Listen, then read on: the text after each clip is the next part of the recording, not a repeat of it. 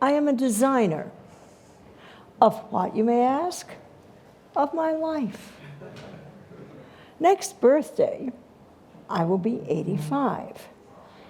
At this point, you might expect me to be relegated to the antique shelf. But I didn't like the rocking chair. So I hopped off the shelf, back onto the surfboard with attitude, thinking, if I'm going to pop off, I'm going to have fun doing it. Feet in the air, and I don't care. What makes your heart sing? I'd like to suggest that there's always a new way to see an old thing. Limitations, a smaller perspective, can be an opening, a door forward into a new way of being. I'm here today not because of me, but because of you. I now hold the paintbrush. I didn't always.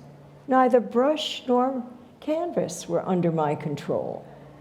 But things change. As a calligrapher, I penned other people's language, had none of my own.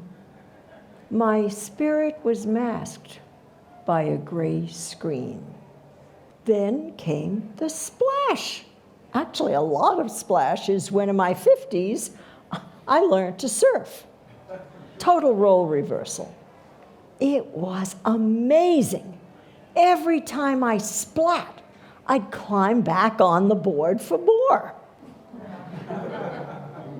Happiness does that to you. The sea, the surf, the swish of skimming the universe retrieved my soul. Clarity came, and with it, I took off my masks of pretense for myself and for others. Gained new powers, a new inner strength that seemed to inspire. At the time, I ran into new adventures, new waves of surf and paint, family, and the gifts of friendship. When COVID came, I left the little ones and flew home to pandemic and lockdown. At the same time, my own story changed when I was given the diagnosis of what I called a broken heart. As the hospitals were filling up and fear closed us in, I was told that I was in heart failure. My perfectly loving heart was going at 32%, which is not exactly what I'd call all systems go. First response, denial. It's not happening. Then, mask it so I don't see it. Even my paintings at the time were mired in haze. At the same time, I was moving from 2 dimensions into 3 dimensions with my work, exploring sculpture in paper and wire. My hands seemed to know what my head didn't, which is kind of embarrassing in an academic community. I thought back to a painting I had done of my fear during my heat at the Eastern Surfing Championships on the Outer Banks of North Carolina. It's a huge contest, a feeder for the nationals. For me, this is a metaphor for what we all do. We face the big waves in life. What exactly do you do when faced with an oncoming killer wave? If you don't have the strength to duck dive, go under it, or ride it, do you stand there and wait for it to crush you? Or do you grab your love of life and run from your limitations to a new attitude. The pandemic left me beached. In heart failure, I struggled for breath. I needed a new attitude. So I wouldn't be able to interact with others. Okay, so I couldn't do hard exercise. I probably wouldn't be able to ride the long waves I loved so much.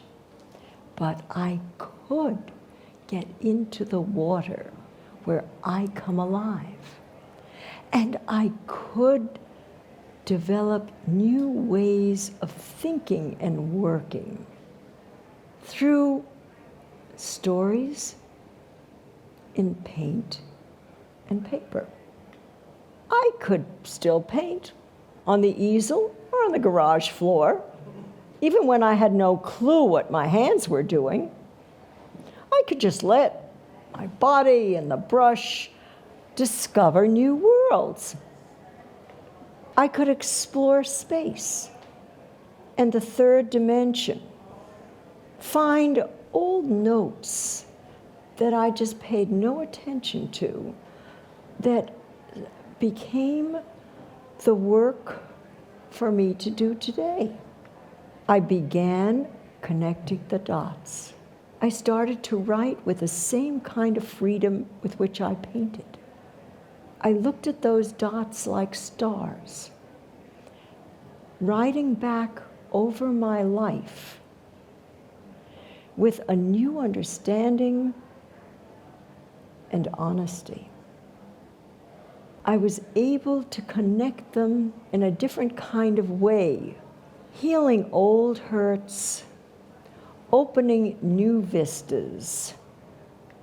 If I, at 84, with my limitations, can open new worlds and so much to look forward to and ahead to, think about what you could do.